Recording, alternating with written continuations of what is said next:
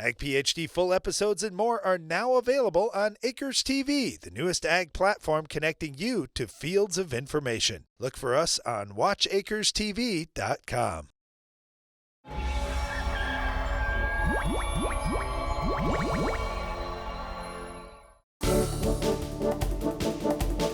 During our Farm Basics time each week, we talk about something we do in agriculture. And if you're not a farmer, we just basically want to relate that to you, why we do that. And maybe like in today's example, is this something that's safe? So what we're talking about today is, are plant growth hormones safe? Because you hear a lot about animal growth hormones and, oh, you don't want the hormones or anything like that in your livestock. Well, with plant growth hormones, is that going to hurt anything? Oh, that's an interesting conversation. When we think about plants, they do have different hormones that they produce naturally in the root system, and they move throughout the plant. When you think about that root system, there's a lot of auxins that are developed in the plant to make that root system grow bigger, faster. And this is a spot where farmers have seen some nice gains, especially when conditions aren't great out in the field, to help that plant by giving it some more of those auxins so it can establish a good root system to bring in nutrients and water. So just as an example of that, this is a herbicide that we use. It's dicamba, or even for that matter, 2,4-D. Those are synthetic auxins. They're, in the way that our dad used to describe it to us, is these products are trying to grow the plant to death.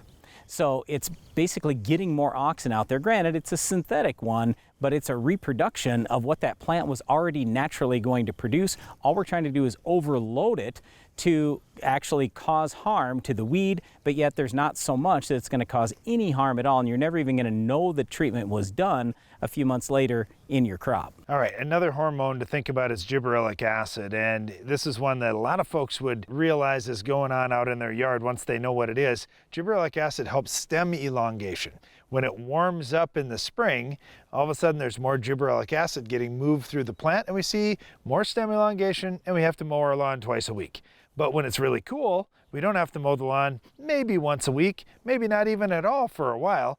Well, farmers can put more gibberellic acid on crops to try to get that grass to grow a little bit faster. And we see this being used even in organic beef production to try and get pasture grasses to grow faster in the spring so they can get those cattle out grazing on the pasture sooner, or they can put it out in the fall as temperatures start to cool down and grass production is going down. They can actually put gibberellic acid out in the fall and keep their cattle grazing on pastures to produce that grass-fed beef. So, is it possible that some plant growth hormones could be bad? Well, it's possible. But I will just tell you the ones we're using on our farm and the ones most farmers are using, they've been out for years and years and years.